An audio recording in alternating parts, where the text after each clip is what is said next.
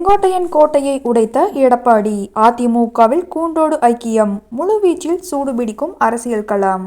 தமிழகத்தில் 2026ஆம் ஆண்டு சட்டமன்ற தேர்தலுக்கு இன்னும் 5 மாதங்களே உள்ள நிலையில் அரசியல் களம் நாளுக்கு நாள் சூடுபிடித்து வருகிறது.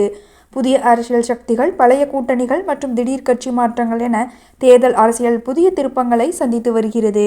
நடிகர் விஜய் தலைமையிலான தமிழக வெற்றிக் கழகம் அரசியலில் முழுமையாக இறங்கியதிலிருந்து திமுக மற்றும் அதிமுக ஆகிய இரு பிரதான கட்சிகளுக்கும் அது பெரிய சவாலாக மாறியுள்ளது.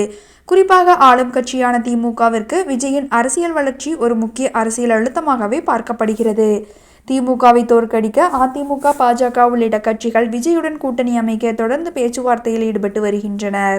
ஆனால் முதல்வர் வேட்பாளராக விஜய் இருப்பதை ஏற்றுக்கொள்ளும் கட்சிகளுடன் மட்டுமே கூட்டணி என்ற தெளிவான நிலைப்பாட்டை தமிழக வெற்றிக் கழகம் எடுத்துள்ளது.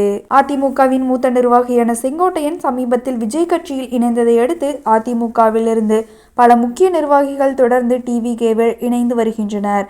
கோபி தொகுதியில் அதிமுக உள்ளிட்ட பிற கட்சிகளை சேர்ந்த நிர்வாகிகளை டிவிகேவில் இணைக்கும் பணிகளை செங்கோட்டையன் தீவிரமாக மேற்கொண்டு வருகிறார். இந்த சூழலில் கோபி தொகுதியில் அதிமுகவை பலப்படுத்த முன்னாள் முதல்வர் எடப்பாடி பழனிசாமி முனைப்புடன் செயல்பட்டு வருகிறார். உழவர் உழைப்பாளர் கட்சியின் மகுடேஸ்வரன் உள்ளிட்ட 75க்கும் மேற்பட்ட நிர்வாகிகள் அதிமுகவில் இணைந்துள்ளனர்.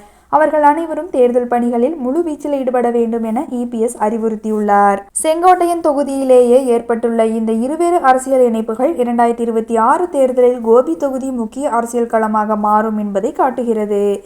விஜயின் எழுச்சியும் அதிமுகவின் எதிர்த்தாக்குதலும் இணைந்து உருவாக்கும் இந்த அரசியல் மோதல் வரும் மாதங்களில் தமிழக அரசியலை மேலும் பரபரப்பாக்கும் என்பதில் சந்தேகமில்லை.